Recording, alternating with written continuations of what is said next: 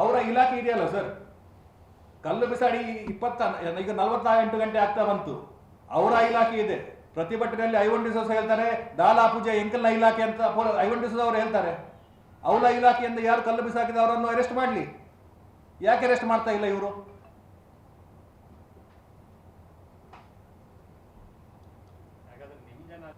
ಕಲ್ಲು ಬಿಸಾಡುವಂತ ಕೆಲಸಕ್ಕೆ ಭಾರತೀಯ ಜನತಾ ಪಾರ್ಟಿಯವರು ಕೈ ಹಾಕುವುದಿಲ್ಲ. ನಾನು ನಿನ್ನೆನೇ ನಮ್ಮ ಶಾಸಕರು ಸ್ಪಷ್ಟವಾಗಿ ಹೇಳಿದ್ದಾರೆ, ನಾವು ಕಲ್ಲನ್ನು ಪೂಜೆ ಮಾಡುವವರು, ಕಲ್ಲನ್ನು ಬಿಸಾಡುವಂತ ಕೆಲಸ ಮಾಡೋದಿಲ್ಲ. ಇಂಥ ರಾಷ್ಟ್ರ ವಿರೋಧಿಗಳಿಗೆ ನಾವೇನಾದ್ರೂ ಬಿಸಾಡಬೇಕಂದ್ರೆ ಚಪ್ಪಲಿಯನ್ನು ಬಿಸಾಡ್ತೇವೆ ಇವರ ಮುಖಕ್ಕೆ. ನಾವು ಈ ಮೂಲಕ ಜನರಿಗೆ, ಮೊದಲನೇದಾಗಿ ಜನರಲ್ಲೂ ಕೂಡ ನಾವು ಕ್ಷಮೆಯನ್ನು ಕೇಳಲಿಕ್ಕೆ ಇಚ್ಛೆ ಪಡ್ತೇವೆ. ಯಾಕಂದ್ರೆ ಈ ರಸ್ತೆ ತಡೆ ಮಾಡುವ ಮುಖಾಂತರ ಜನರಿಗೆ ತೊಂದರೆ ಆಗ್ತದೆ ಅಂತ ಹೇಳುವಂತ ಅರಿವು ನಮಗಿದೆ. ಆದರೆ ನಮ್ಮಲ್ಲಿ ಬೇರೆ ಯಾವುದೇ ಉಪಾಯ ಇಲ್ಲ. ಇವತ್ತು ಕಾನೂನು, ಯಾವತ್ತು ಕಾನೂನನ್ನು ಪಾಲಿಸುವವರು, ಕಾನೂನನ್ನು ರಕ್ಷಣೆ ಮಾಡುವವರು ಈ ರೀತಿ ರಾಷ್ಟ್ರ ವಿರೋಧಿಗಳಿಗೆ ಅವರು ಪ್ರೇರಣೆ ಕೊಡ್ತಾ ಇದ್ರೆ ಇಂಥ ಹೋರಾಟಗಳು ಭಾರತೀಯ ಜನತಾ ಪಾರ್ಟಿ ಮಾಡಬೇಕಾಗಿದೆ. ಜನರಿಗೆ ತೊಂದರೆ ಆಗ್ತದೆ ಅಂತ ಹೇಳುವಂತ ಅರಿವಿದೆ. ಮೊದಲೇದಾಗಿ ನಾವು ಜನರ ಹತ್ರ ಕ್ಷಮೆಯನ್ನು ಕೇಳಿ ಈ ಹೋರಾಟಕ್ಕೆ ಕೈ ಹಾಕ್ತಾ ಇದ್ದೇವೆ. ಮೊದಲೇ ಕೂಳೂರು ಆ ಭಾಗದಲ್ಲಿ ಕೆಲಸ ಎಲ್ಲ ಆಗಿ ಸಿಕ್ಕಾಪಟ್ಟೆ ಟ್ರಾಫಿಕ್ ಜಾಮ್ ಇದೆ ಮಂಗಳೂರು ಇಡೀ. ನೀವು ಮತ್ತೆ ಪುನಃ ರಾಸ್ತಾರೋಕ ಮಾಡಿ ಜನರ ಮನಸ್ಸಿನಲ್ಲಿ ನೀವು ಯಾಕೆ ವಿಲನ್ ಹಾಕ್ಲಿಕ್ಕೆ ಬಯಸ್ತೀರಿ? ಇವತ್ತು ಜನರ ಮನಸ್ಸಲ್ಲೂ ಈ ಕಾಂಗ್ರೆಸ್ ಸರ್ಕಾರದ ಬಗ್ಗೆ ಜನರಿಗೂ ಗೊತ್ತಿದೆ.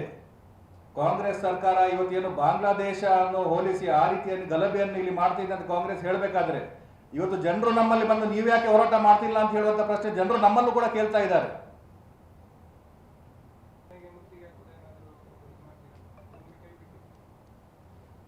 ಮೊನ್ನೆ ನಾನು ಹೇಳಿದ ಹಾಗೆ ಹಿರಿಯರು ನಮಗೆ ಭರವಸೆ ಕೊಟ್ಟಿದ್ರಿಂದ ನಾವು ಆ ಮುತ್ತಿಗೆ ಹಾಕುವುದನ್ನು ಕೈ ಬಿಟ್ಟಿದ್ವಿ.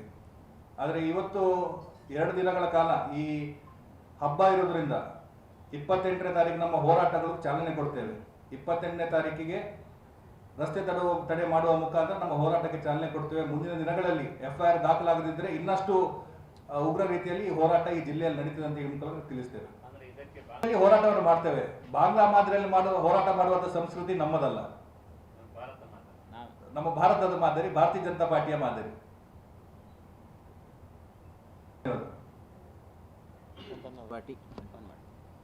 ಭಾರತೀಯ ಜನತಾ ಪಾರ್ಟಿ ಯುವ ಮೋರ್ಚಾ ದಕ್ಷಿಣ ಜಿಲ್ಲೆ ವತಿಯಿಂದ ಈ ಪ್ರೆಸ್ ಮೀಟಿಗೆ ಇದ್ದಂಥ ಎಲ್ಲ ಮಾಧ್ಯಮ ಮತ್ತು ಪತ್ರಿಕಾ ಮಾಧ್ಯಮಗಳಿಗೆ ಧನ್ಯವಾದವನ್ನು ಕೋರುತ್ತೇನೆ. ಹಾಗೆ ನಮ್ಮ ಜಿಲ್ಲಾಧ್ಯಕ್ಷರಿಗೆ ಧನ್ಯವಾದಗಳು. ಹಾಗೆ ವೇದಿಕೆಯಲ್ಲಿರುವ ಎಲ್ಲರಿಗೂ ಒಂದೇ ಮಾತಿನಲ್ಲಿ ಧನ್ಯವಾದಗಳು. ನಾವು ಈಗಾಗಲೇ ಚರ್ಚೆ ಮಾಡ್ತಾ ಇದ್ದೇವೆ ಯಾವ ರೀತಿಯಲ್ಲಿ ಕಾನೂನು ಹೋರಾಟವನ್ನು ಮಾಡಬಹುದು, ಅದರ ಡಾಕ್ಯುಮೆಂಟೇಶನ್ಗಳನ್ನು, ಅದೇ ರೀತಿ ಜಿಲ್ಲಾ ನ್ಯಾಯಾಲಯದಲ್ಲಿ ಈ ಕೇಸನ್ನು ದಾಖಲು ಮಾಡಬಹುದಾ, ಇಲ್ಲ ಬೆಂಗಳೂರಿನಲ್ಲಿ ಏನು ಚುನಾಯಿತ ಪ್ರತಿನಿಧಿಗಳ ಕೋರ್ಟ್ ಇದೆ ಅಲ್ಲಿ ದಾಖಲೆ ಮಾಡಬೇಕಂತ ಹೇಳುವ ನಿಟ್ಟಿನಲ್ಲಿ ಚರ್ಚೆಗಳು ಆಗ್ತಾ ಇದ್ದಾವೆ. ಅಲ್ಲಿ ಬರಲೇ ಇಲ್ಲ ಅವರು. ಸೋಷಿಯಲ್ ಮೀಡಿಯಾದಲ್ಲಿ ಕಾಂಗ್ರೆಸ್ನವರು ಹಾಕಿದ್ದನ್ನ ಭಾರತೀಯ ಜನತಾ ಪಾರ್ಟಿಗೆ ಮುತ್ತಿಗೆ ಹಾಕುದಂತ ಹೇಳಿ ಕಾಂಗ್ರೆಸ್ನವರು ಸೋಷಿಯಲ್ ಮೀಡಿಯಾದಲ್ಲಿ ಹಾಕಿದ್ದಾರೆ. ಅವರು ಖಾಲಿ ಪಾದಯಾತ್ರೆ ಮಾಡ್ಬೇಕಾದ್ರೆ ಭಾರತೀಯ ಜನತಾ ಪಾರ್ಟಿಯನ್ನು ಯಾಕೆ ಇಲ್ಲಿವರೆಗೆ ಯಾಕೆ ಪಾದಯಾತ್ರೆ ಮಾಡ್ಬೇಕು? ಅವರು ಬಸ್ಸಿಗೆ ಕಲ್ಲು ಹೊಡಿತಾರೆ ಅಂತ ಕೂಡ ಹೇಳಲಿಲ್ಲ, ನೋಡಿ ಹೊಡಿತಾರಲ್ಲ ಅವರು. ಅಲ್ಲ, ನೀವು ಚಪ್ಪಲಿ ಇಟ್ಟು ಪ್ರತಿಭಟನೆ ಮಾಡೋದು ಮೊದಲೇ ಡಿಸೈಡ್ ಮಾಡಿದ್ರೆ ಅಲ್ಲ ಸ್ಪಾಟ್ ಅಲ್ಲಿ ಮಾಡಿದ್ರೆ ಬಂದ್ರೆ ಸ್ವಾಗತ, ಅವರಿಗೆ ಅವರ ಯೋಗ್ಯತೆ ತಕ್ಕಂತ ಸ್ವಾಗತ ಮಾಡ್ಬೇಕಂತ ಹೇಳಿ ಚಪ್ಪಲಿ ಹಾರವನ್ನು ಇಲ್ಲಿ ರೆಡಿ ಮಾಡಿ ಇಟ್ಟಿದ್ವಿ ನಾವು. ಯಾವುದು? ಅಲ್ಲ, ನೀವು ಮೊದಲೇ ಪ್ಲಾನ್ ಮಾಡಿ ಇಟ್ಕೊಂಡಿದ್ರೆ ಅವ್ರು ಬಂದ್ರೆ ಚಪ್ಪಲಿ ಹಾರ ಹಾಕ್ಬೇಕಂತ ನಾವು ನಿರ್ಧಾರ ಮಾಡಿ ಚಪ್ಪಲಿ ಹಾರನ್ನು ರೆಡಿ ಮಾಡಿ ಇಟ್ಟಿದ್ವಿ. ನಿಮ್ಮಲ್ಲಿ ಯಾರು ನ್ಯೂಸ್ ಲೀಕ್ ಮಾಡಿರ್ಬೇಕು, ಹಾಗಾಗಿ ಬರಲಿಲ್ಲ.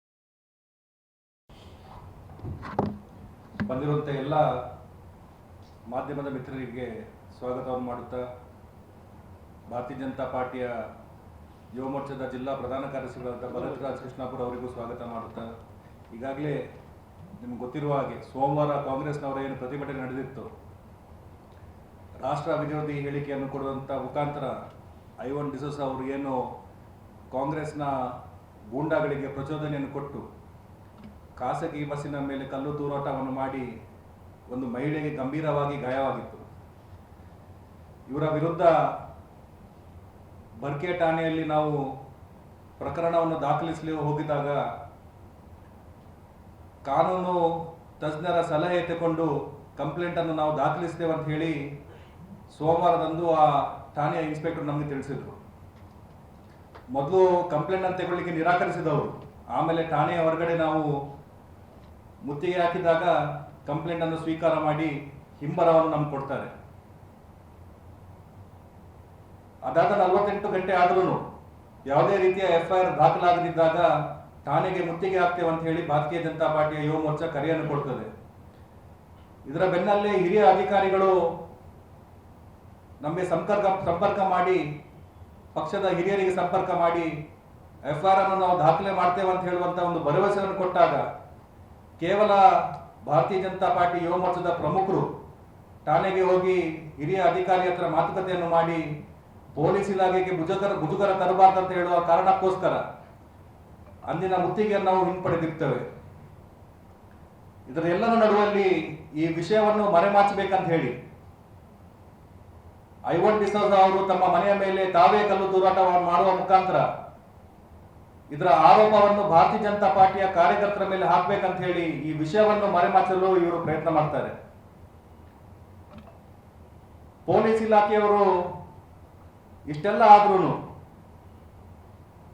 ಯಾವುದೇ ಒಂದು ರೀತಿಯ ತನಿಖೆ ಇವರು ಮಾಡುವುದಿಲ್ಲ. ಐವನ್ ಡಿಸೋಜ ಅವರಿಗೆ ಕನಿಷ್ಠ ಒಂದು ನೋಟಿಸ್ ಅನ್ನು ಕೂಡ ಕೊಡುವುದಿಲ್ಲ. ಇದರ ಕಾರಣ ನಿನ್ನೆ ಕಾಂಗ್ರೆಸ್ನ ಕಾರ್ಯಕರ್ತರು ಭಾರತೀಯ ಜನತಾ ಪಾರ್ಟಿಯ ಕಚೇರಿಗೆ ಮುತ್ತಿಗೆ ಹಾಕ್ತೇವೆ ಅಂತ ಹೇಳಿ ಕರೆಯನ್ನು ಕೊಡ್ತಾರೆ. ನಾವೆಲ್ಲ ಕಾಯ್ತಾ ಇದ್ವಿ ನಿನ್ನೆ. ಆದ್ರೆ ಕಾಂಗ್ರೆಸ್ನ ಕಾರ್ಯಕರ್ತರು ಇಲ್ಲಿ ಬರೋದು ಬಿಡಿ, ಕಂಕನಾಡಿಯಲ್ಲೇ ತಮ್ಮ ಪಾದಯಾತ್ರೆಯನ್ನು ತಿರುಗಿಸಿ ಅಲ್ಲಿಂದಲೇ ಹೋಗ್ತಾರೆ. ಆಮೇಲೆ ನಮಗೆ ಗಮನಕ್ಕೆ ಬಂದದೇನಂತ ಹೇಳಿದ್ರೆ ಇವರು ಕೊಟ್ಟ ಕರೆ ಭಾರತೀಯ ಜನತಾ ಪಾರ್ಟಿಗೆ ಮುತ್ತಿಗೆ ಹಾಕುದಂತ, ಆದ್ರೆ ಪಡೆದುಕೊಂಡಂತ ಪರ್ಮಿಷನ್ ಕೇವಲ ಕಂಕನಾಡಿಯವರೆಗೆ ಅಂತ. ಕರ್ನಾಟಕ ಪೊಲೀಸ್ ಇಲಾಖೆಯ ಮೇಲೆ ನಮಗೆ ಗೌರವ ಇದೆ, ಜನರಿಗೆ ವಿಶ್ವಾಸ ಇದೆ.